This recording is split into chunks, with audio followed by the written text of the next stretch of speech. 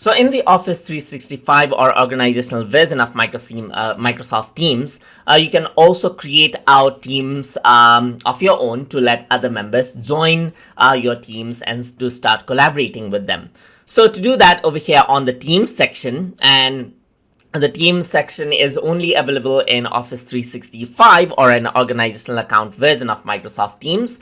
So once you go around onto the Teams, you can go around and click on Join or Create Teams right here. So once you do that, over here you can see Create Team is an option right here.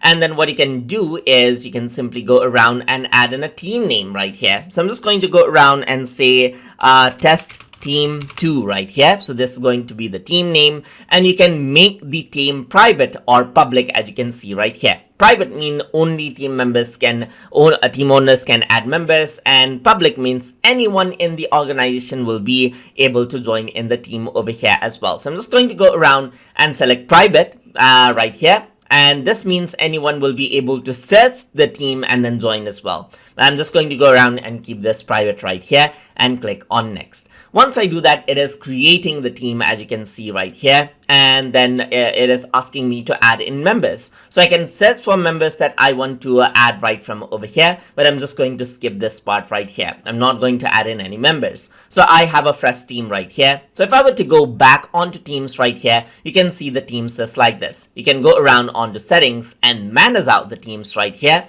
and you will be able to see a lot of things right here, as you can see. Like you can see the members that may be there on your teams right here. You can see, like, let's say pending requests, channels, and settings, as you can see right here.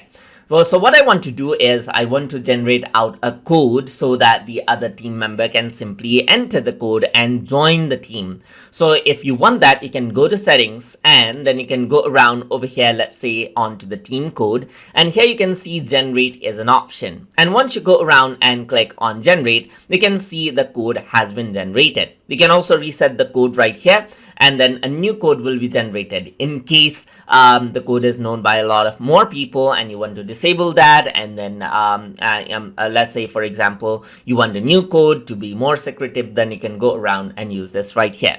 You can also remove the code out right here. So I'm just going to copy this, and the other user now will be able to go around and enter the code and then join the team. So once they enter the code and join the team, they will be a part of the team right here. So on your teams over here, you can see that there's this team right here. So you can see the test team right here. So if I were to go around onto manage teams, you'll be able to see members and guest section right here, just like this, as you can see.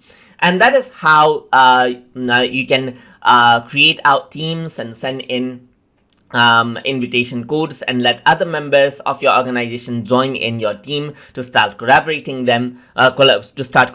with them. So I hope you guys learned something as always. And as always, please like, comment, share, and subscribe.